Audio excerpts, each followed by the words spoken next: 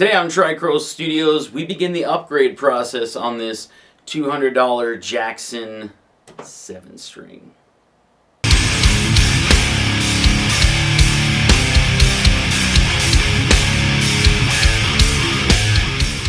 So I'll let you know very quickly, this is going to be part 1 of part 2. I'm not sure when part 2 is going to come out, so keep an eye out. The reason I say that is I'm still waiting on DiMarzio pickups, which I just came back from the store and ordering.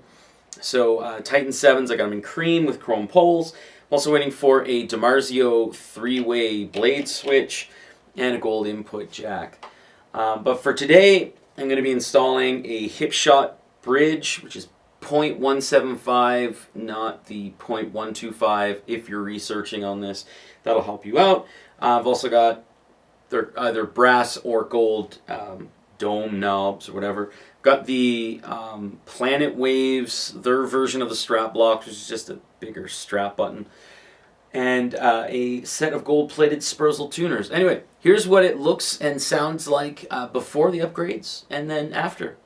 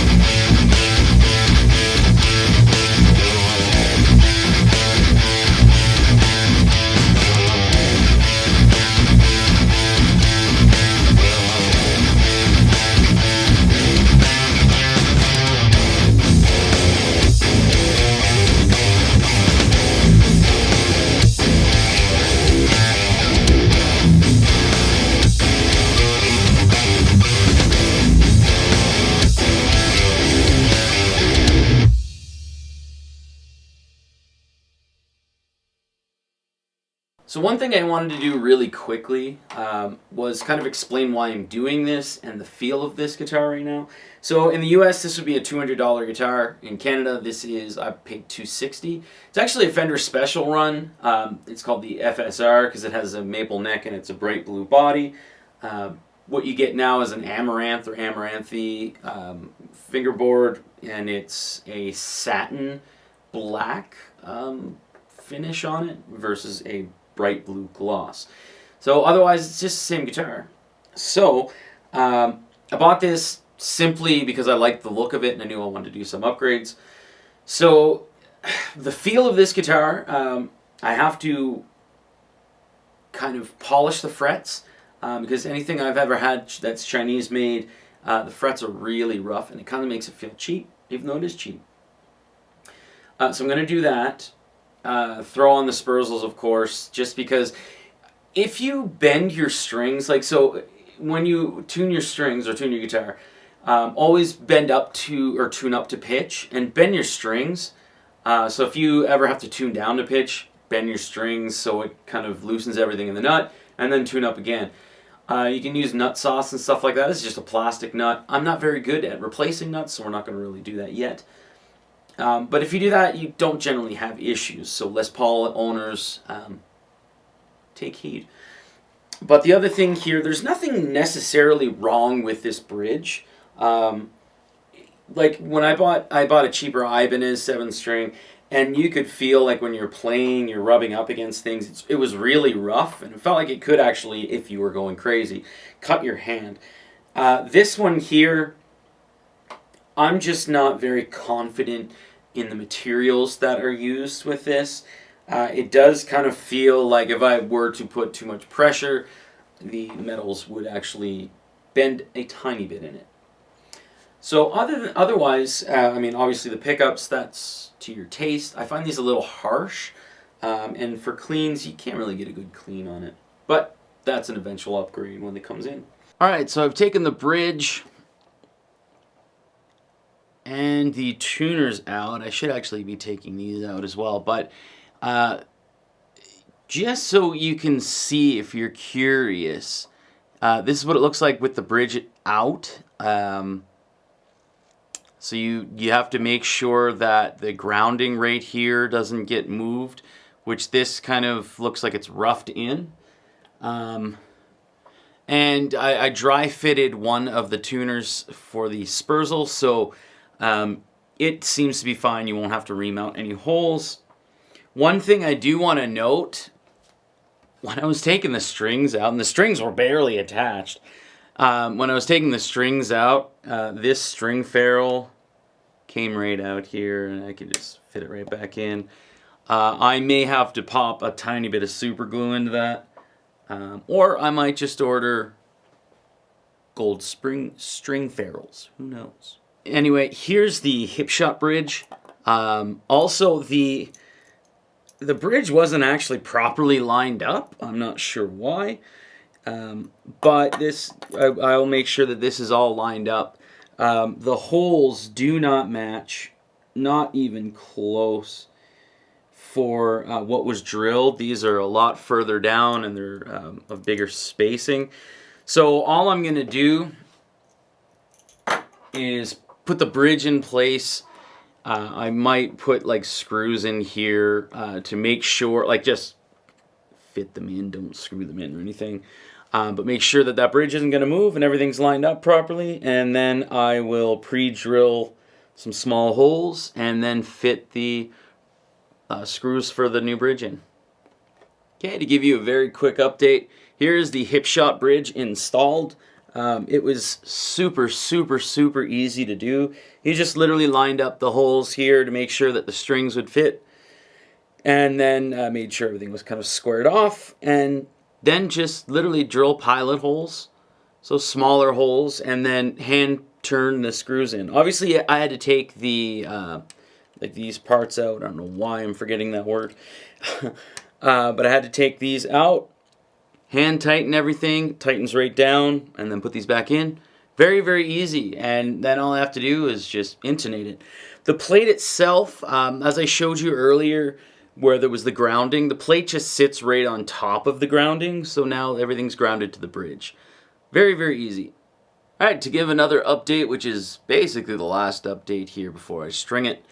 So I've got Hipshot installed, got the brass knobs or gold knobs or whatever. I've got the Planet Waves, their version of the strap lock installed, and I've got the Sperzels installed. So you'll see there's no drilling with these. There's the easy mount versions, and the holes stay there. It's not that big of a deal.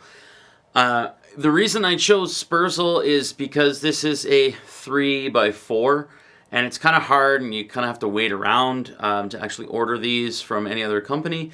But Sperzel, I'm not a fan of their customer service. However, Sperzel, you can actually turn any of their tuners around. It's an advertised feature. Just hope you don't have problems with them, because they'll tell you it's not an advertised feature, even though it is. Anyway, these are awesome locking tuners as well. Very easy to lock them. You pull the string in place and then lock it up. Very easy. Last thing I did here, using D'Addario polishing system and some super fine, extra fine steel wool. I used the little template here, and I polished up the frets. So now I'm going to string this up and give a quick reaction. Kind of out of the frame here. I'll give a quick reaction to the changes, and I'll let you know if it's good to do. So here is the somewhat final build here. The final build for part 1. So the frets, maybe they still need a tiny bit of work. It is somewhat noticeable that they're still a little scratchy, but I did I use steel wool and the Planet Waves D'Addario fret cleaner or whatever, fret polishing kit. They feel a million times better, but there's still a little bit of work to go. The Sperzels doing their job, keeping fantastic tune. Just stretch your strings, and then it's just good. It just doesn't go out of tune. It's very rare that it would go out of tune. The Hipshot bridge, phenomenal. I just can't say enough about what this does. Basically, I'm getting a little bit more brighter tone, and I'm feeling a little more bass while I'm playing it. May not come through on the recordings as much. Might sound a little cleaner, like a tad bit cleaner than the original.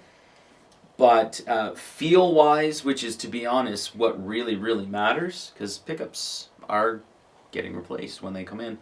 But yeah, it feels like phenomenal. It just does not feel like it's a $200 guitar. Technically, these were $90 US and $90 US. Like $8 US and like $3 US, so it's like a $400 guitar, but it feels a lot nicer than that. These JS22-7s, most people buy them because, you know, they want to dip their toe into 7-string, or they're going to mod it. It is the perfect mod platform, and I'm not gonna lie, I'm gonna end up buying the black one, and I might try my hand at relicking it. I'll do the same thing, Sperzels, Hipshot. I'll probably do black hardware for the simple fact that it's black and it's got like this silver top, and the same thing here. It's black, and all the other pieces are silver, and then, or chrome or whatever you call it, and then I'll probably get the DiMarzio Tosa Nabasis. Not quite sure. This is a completely a million times better guitar. While I play it acoustically, there's a lot more presence and everything to it. Anyway, keep your eyes open for part 2. It usually takes about 60 days for DiMarzios to come in when they're ordered from Canada in custom colors, even though it's not really custom colors. But yeah, I'll definitely be changing that over. And like I said, I have a DiMarzio 3-way switch and a gold input jack. Just very, very happy. It's great. Thanks for watching.